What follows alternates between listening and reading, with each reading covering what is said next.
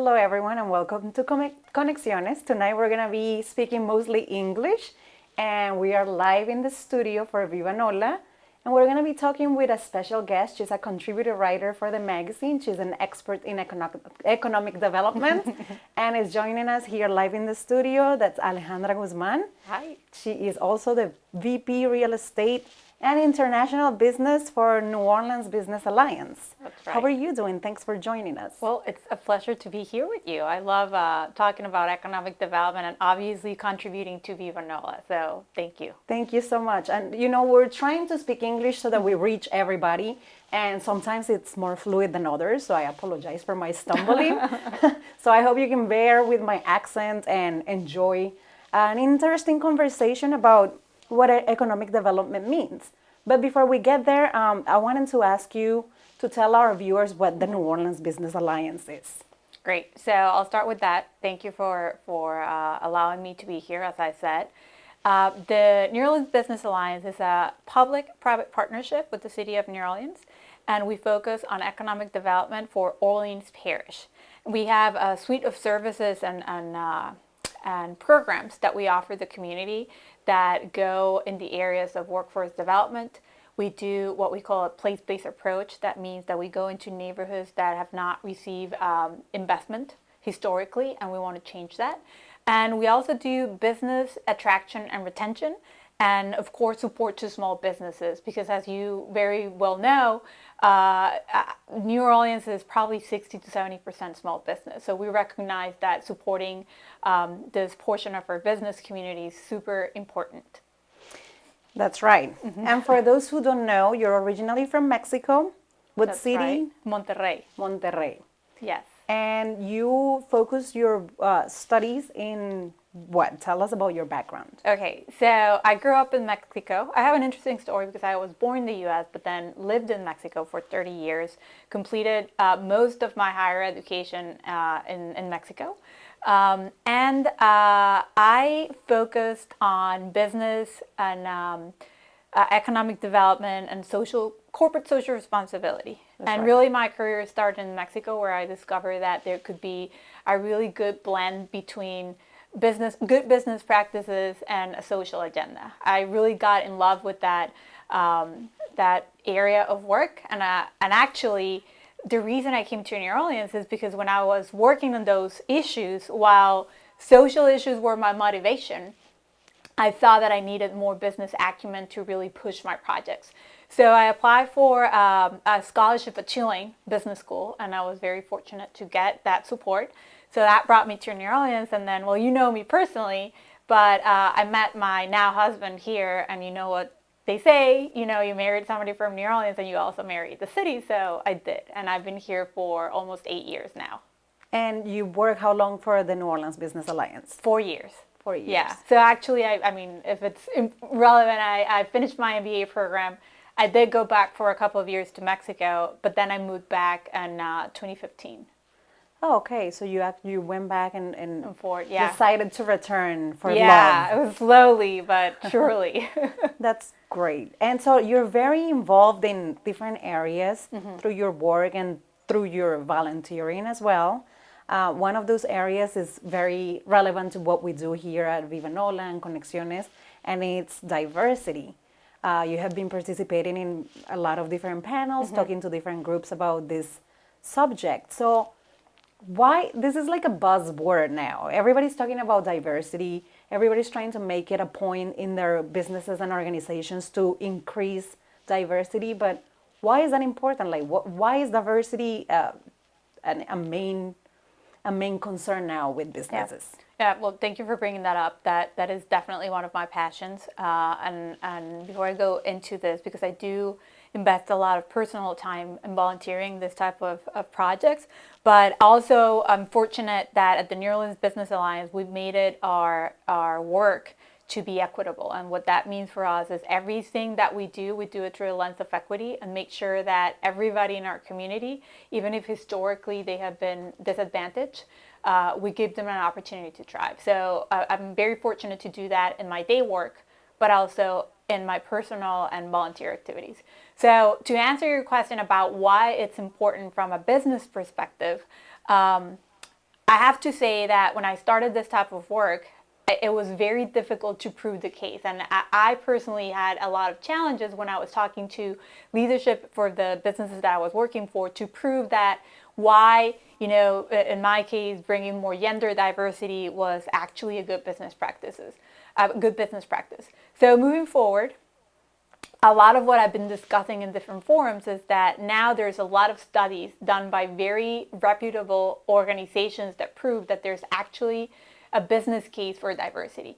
A great example of this is McKinsey, the consulting firm, released a study called Diversity Matters, and they did a sample of 300 or more organizations across 4 different markets internationally, countries, Canada, the US, some in Europe and Asia and Latin America. And what they did is that they looked at a correlation between financial success and how diverse their board and their leadership was. And their findings were very positive in the sense that those companies that were successful financially were including gender and diversity and ethnicity. Now, they also proved the other part. Those that were not being financially successful were not including diversity within their boards and leadership. So for me, that's something that I always use to share, that is not only diversity is not only out of principle, but it's also a good business practice, and it seems to be helping companies to thrive. So in this month's edition, you talked a little bit about sustainability as well. Right. And I think that's all related to business practices. Right, Yeah. because they're sustainable and they hire people from the community, and that hiring process has to represent the community. Because sometimes people get confused, right? They think diversity is like, oh, you just have to have this group that looks very different from each other, but they don't understand how those percentages work. And what I understand, and I'm not the expert, you are, is that those percentages have to represent the communities where the business operates, the communities that the organizations represent. And so Totally. when you have the leadership that's all one group, and then everybody else is not represented in that leadership, it makes a huge difference, as you're saying. Yeah. I'm glad that you say this, because absolutely diversity has to be representative of the community you serve. So going back to why these companies are being successful, I should have said that correlation not always is causation. So not because you're including diversity in your board means that automatically you're going to be financially successful. So going back to your comment, really, and McKinsey went into studying why these companies were being successful. It turns out that if you have leadership that represents your community and the community you serve, they have a better understanding of their consumer base, for instance, or they can make better decisions because they're more attuned to their needs. And we can make a connection with the Hispanic community. We both know very well that the Hispanic community across the state of Louisiana is one of the highest growing communities. And I think, and I know that you're going to agree, that if businesses here make an intentional effort to include leadership and high-level executives that understand the Hispanic market, and if they're part of the Hispanic market, they're going to have higher chances to, one, tap into this growing market, and two, understand sensitivities that only somebody that's attuned with this community will do. Absolutely, and it's also important that this group of people are involved in the community, because sometimes there might be of Hispanic descent or something, but they don't really associate with the community, and so it's not the same thing, right? Like, or sometimes you will bring somebody to a city that's very unique, like New Orleans, from, I don't know, Texas or California, and their experience, the Latino experience or the Hispanic experience, is very different from what it's in New Orleans. So I think it's also important to think about that, and I mean, of course, have people from different places, but hire locally as well. Oh, absolutely. And you were mentioning, like, how does my most recent article was in the hospitality industry. Yes. And the way I framed it is that when you talk about sustainability, you have to see social sustainability, environmental, and then financial. When we're talking about diversity is part of that social part, right? And one best practice across industries, including the hospitality industry, is to make an effort to hire locally so you can be part of that community and you can also give back to the community that you're operating in. And speaking of diversity, I want to bring this up because this is something that has generated so much traction across the United States and in the world. And we just had the Super Bowl that was hosted in Miami. And obviously, there was the halftime performance, which was 100% Latino, including Demi Lovato, who sang the national anthem. She has some Hispanic heritage in her. And then we had a global superstar, Shakira, who is very well known in the United States, but she's very well known around the world. And Jennifer Lopez, the same way. I think she is bigger probably in the United States than everywhere else. And a lot of people were questioning this choice. Like, why is it a Latino show in such an American event? But at the same time, and obviously there was a Puerto Rican flag and everybody's freaking out about that. But at the same time, we're talking diversity and we're talking representing the community, and Miami is a very Latin city. So to me, it completely makes sense. I might be biased because I absolutely love Shakira and I love to see our culture, my culture, represented in this stage. But some people weren't feeling that way. Some people were kind of like feeling, like we're not supposed to be there. So I think it's a great example of that diversity need. How did you feel about the whole? Well, I think that it opens up a really great opportunity for having a diversity conversation. I think nowadays what it means to be American is very different than what probably a conception of what it means to be American was some years ago. The Hispanic community is growing. We have Mexican Americans, we have Colombian Americans, and the Hispanic population, I mean, we said in Louisiana is growing. In the States, it's booming. And more and more, there's an increasing purchasing power from the Latino community. I think it's a very important market across all industries. From a context perspective, I think it makes all the sense in the world to have a Latino, lineup of entertainers in Miami, which is pretty much, Latino. So that I thought it made sense. It was thoughtful. And then from like a business perspective and also a conversation piece, the Hispanic community is increasingly gaining importance in the United States. And again, they are American too. So it's an important opportunity, I think, to start discussing what it means to be American today and how everybody should be open up to different cultures. And more than, creating tribes, the conversation should be focused more on how do we connect cultures and how do we, redefine ourselves as Americans. Which to me, it's a big deal. That's why the show's name is Conexiones, because we're about connecting communities, connecting cultures. And also, like, something that we need to mention, it was a female empowerment type of thing. Yeah. And so, like, a lot of people thought it was too risque for the audience. A lot of people thought empowerment for women shouldn't look like women wearing revealing clothes or something like that. The way I see it, it's if a woman chooses to wear whatever she wants, nobody's making her do it, nobody is telling her how to dance or whatever, she's making that choice, then I think that is empowerment.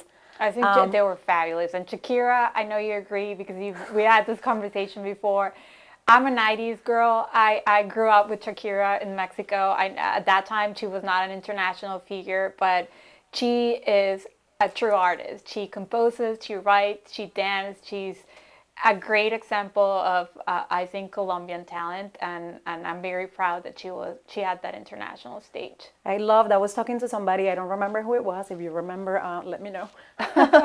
But they were like, "Oh, I said that because she's a rocker at heart, and she played the guitar and she played the drums." And they were like, "Well, she was faking playing the drums." I'm like, "No, she can play the drums. He can play she can play the guitar. She can write. She can do a lot of different things." And I think that was a great choice for the Super Bowl because it also gave it that huge international appeal. Not everybody knows what the Super Bowl is outside of the United States.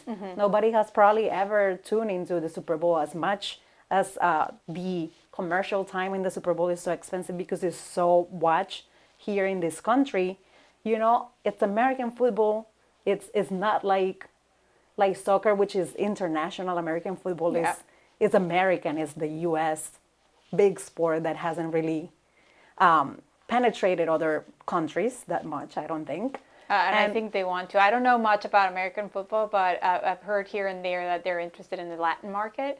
And what better way to make that connection that with such a brilliant artist and beloved artist, because that she's very well known and loved in Latin America. So I'm interested to know how people felt about this performance. I've been reading some comments.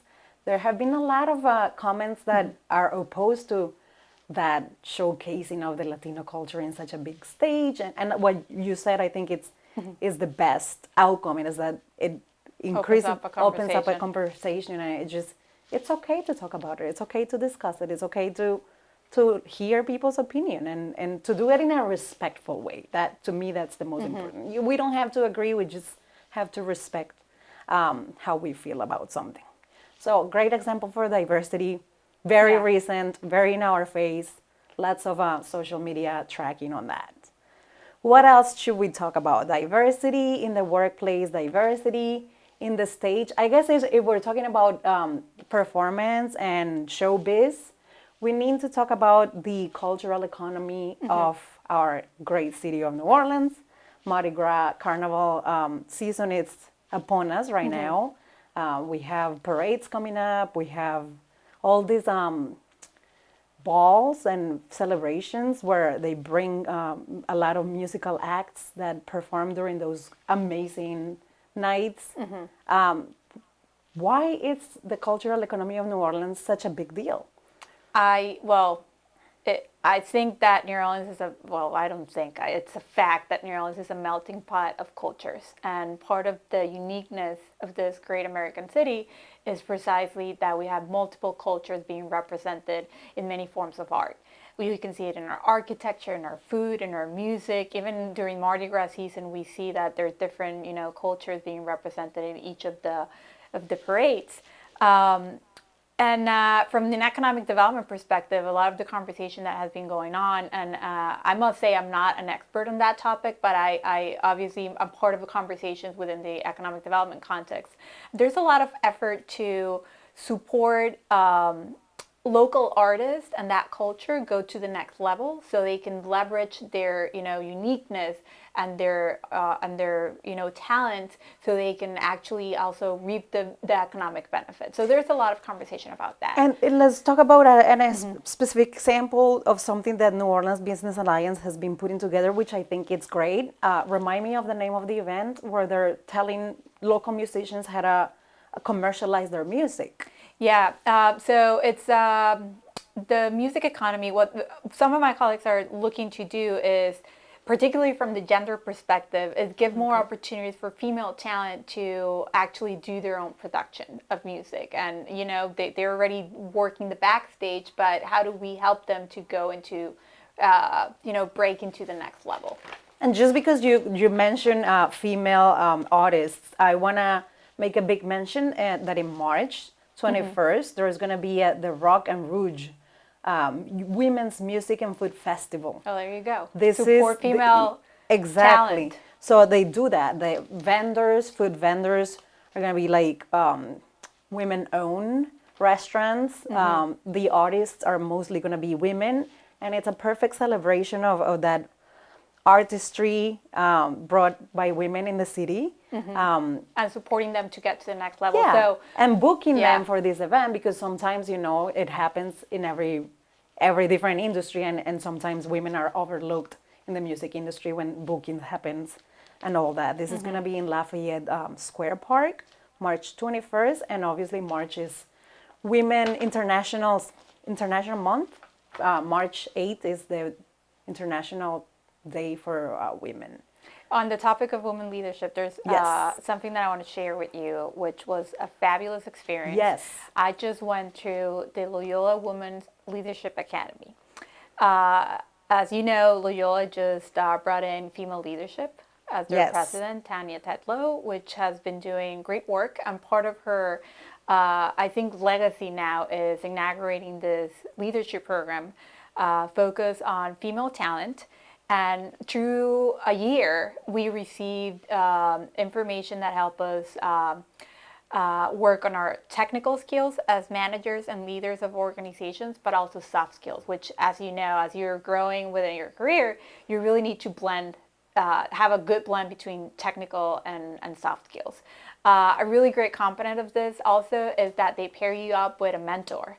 So throughout the program, you're able to connect with somebody in the community that just, somebody to talk about that shares the experience of being a leader from a female perspective, because we both know it's very different, depending Yes. on the gender. Is it somebody in your same industry, or it can be just anybody? Oh, it was across industry. We had nonprofit leaders, we have public servants, we had a police officer, we had doctors. Really. Who was your mentor? The leader for Girl Scouts. Oh, Yeah, so she was great too to talk to. It's always great to connect with somebody that has a great career. so this Loyola Leadership Institute, is that the name of it? The Loyola Women's Leadership Academy, Okay, and actually enrollment is open. So if you're interested, you can go to the Loyola website and Do they you can pair get- you with the person, or you find your own mentor? They pair you up. Yeah. That's Well, and great. another great thing that you do is that you take a personality test at the beginning. So it helps you kind of figure out how you process information and how you connect with different groups. And one of my personal takeaways from this is that there's, I was in a group with 40 to 50 great women that have all achieved great stuff, and we're all very different. So it's incredible to see how, even if you have a different personality and ways of approaching work and group work, you can still be successful. Plus, the networking was fantastic. That's great. And I've been seeing a lot about this institute, and I knew you were part of it. You just had kind of like a graduation recently. Yeah, we did. And I also want to mention that you have been getting different awards. You have received the Hispanic Chamber Young Leader Award a couple of years ago. You were one of the Women of the Year Thank you. Yeah. in 2019. Yeah. And so you get a lot of recognition for your work because you do a great job, because you are in the community, because you volunteer, you mentor, you take your time, and you put your personal time into just helping a bunch of different initiatives. So I admire you for that. Oh, thank you. Congratulations. Thank I'm you. very proud that you're part of Viva Nola since the beginning. I've been really happy to have the content you provide on the magazine, and always a helpful hand, and to have you around, it's a joy. Thank you. You're I've very been kind. trying to invite you on this show a few times, and I don't think you understood what I meant. But you are welcome here anytime. Thank you. On Anya. a regular basis, you can come and talk about these very interesting topics. And one thing that I want you to talk about is your involvement with the Hispanic Chamber Yes. before we say goodbye and go to the next segment. So, the Hispanic Chamber of Commerce of Louisiana is a statewide organization. I have the pleasure to be part of their board of directors. And Mayra Pineda, who's the CEO, is doing fabulous work. I can't express enough gratitude for the service that she's providing to the entire Hispanic community. We have workforce development programs. We have programs to support small businesses, networking event for professionals, networking event for young professionals.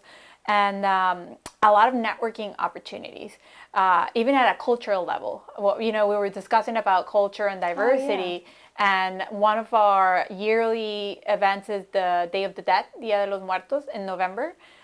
This is the second time, I believe, the second time this has been produced. And connecting it, going back to diversity, this is a great opportunity for families to just get exposed to something that is a very healthy, beautiful tradition to honor people that have passed and that we want to keep present in our lives and just celebrate life, which is, it's the Day of the Dead, but through the Day of the Dead, we're celebrating life. So I would encourage everybody to keep in touch with our newsletter so they can understand and know what type of events they can connect to and just tap into the Hispanic power. Very nice. And also, so you go to different conferences and you present different topics. I know you can provide this to different events. And so you can contact Alejandra, obviously, through Vivenola magazine, but you're very active on Twitter and social media. So how can people contact you? At Ale Guzmán is my where you can find me. And I typically respond to messages, or I will publish every single event that I attend to or that we're organizing throughout the different organizations I serve or to NOLA VA. So that's a good way to get in touch with me. All right. Thank you so much for being with us. We're going to wrap up this segment, but before we say goodbye to the show, I want to invite everyone to go see this feature that we have. It's a great organization here in town that mentors children who are in need because they have gone through a traumatic experience of losing their fathers. And Vivian Lee, who is Vivian Sonny Lee, that's people know him as Sonny. He's in our cover story for Vivenola February, and we just want everybody to find out about this organization and ways they can join. So here is Son of a Saint. Son of a Saint is a nonprofit organization here in New Orleans that supports boys who've lost their fathers to violence or long-term incarceration. Essentially, we support boys who are fatherless. And boys join our program between the age of 10 and 12 years old, and each boy is with us until he's 21. So it's a long period of time that the boys are in our program, and we provide mental health services. We pair them with a mentor, education services and support, as well as travel, and a lot of things that our boys may not have the opportunity to do. A big part of our success is preventative, so we get them early enough to help build that trust in our relationship. When they're 14, 15, 16 years old, there's a reference there, there's a history that we have. So we're able to best serve them and support them. And they look at us as a support for themselves. We have mentors that help support them. We have roughly, maybe 90 mentors. We have about 120 boys in the program right now. So we are seeking more mentors.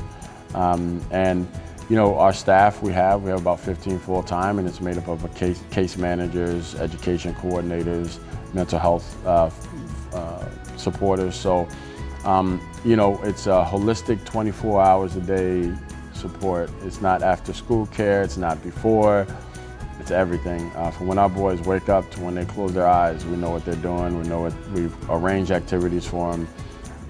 For me, it's for us to have a better New Orleans. I was born in 1981. My father passed in '84.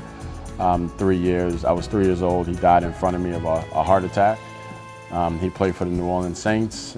So one would think he was a active, healthy guy. He was 6'3", 220. So he was, in good shape. But unfortunately, he had an enlarged heart, and that's common amongst athletes as well. So. I was raised with all women in my family, from grandmother, aunt, mom, older sister, girl cousins. And so a lot of what my mother gave me, her formula in raising me, is pretty much the exact same formula we use for our boys in our program. And so, whether it's taking them fishing or them seeing a mental health specialist or sponsoring them to go to one of the private schools in New Orleans that can help support them greater and maybe be a better educational situation for them. I think people can help, one, by educating themselves on Son of a Saint is number one, I think. And by going on our website, reading about it, looking at articles, you know, and reaching out to us is obviously the first step. And learning where they can fit in, you know, whether it be volunteering, whether it be becoming a mentor, whether it be becoming a donor and supporter of our work. We need all of that. We can't do it without the other thing. We can't do it with just funding. We can't do it with just mentors or without volunteers. So it all works together. And everybody has a way that they can give to us, even if it's short term, you know, or long term. Maybe it's, you know, making a bowl of rice, red beans and rice for us, or, you know, some spaghetti or something like that, because we have to feed our boys, right? Whether it's leading an activity, maybe somebody has a special skill, whether maybe it's construction, maybe it's art. We're looking for tutors all the time, so maybe it's educational. And so, or it's becoming a mentor, you know, or making connections for us. The big thing is, you know, if they feel like they don't have time or resources, maybe they can connect us to a service or a partnering organization or somewhere where that can help us. And, you know, maybe you also have somebody that could be in our program and apply as a mentee. And that could be a way to enrich our current boys in our program. You know, we're looking for all boys of all backgrounds to be a part of our group. And so it could be just recommending somebody as well.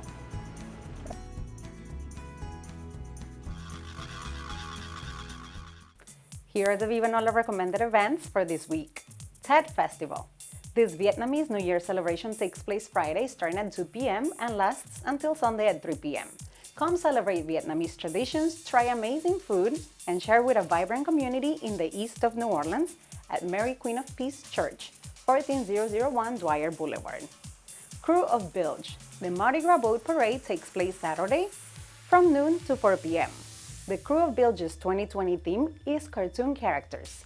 The group was founded in 1978 by local residents who put on costumes and decorated their boats to parade along the canals of the Eden Isle subdivision in Slidell to celebrate the carnival season. Celebrate Mardi Gras Mambo. Toast to King Carl Arredondo and Queen Isis Casanova from 7 to 9:30 p.m. at Rock and Roll, and then dance with live music by Rumba Buena and exciting entertainment. The Mexican Cultural Institute at 901 Convention Center Boulevard invites everyone to the opening reception of artist Andres Ballesteros and his exhibit Trotamundos, a collection of photographies from around the world. That's next Thursday, February 13th at 6 p.m. Check out our Mardi Gras Parade schedule online and find great content by visiting vivanolamag.com. See you next time.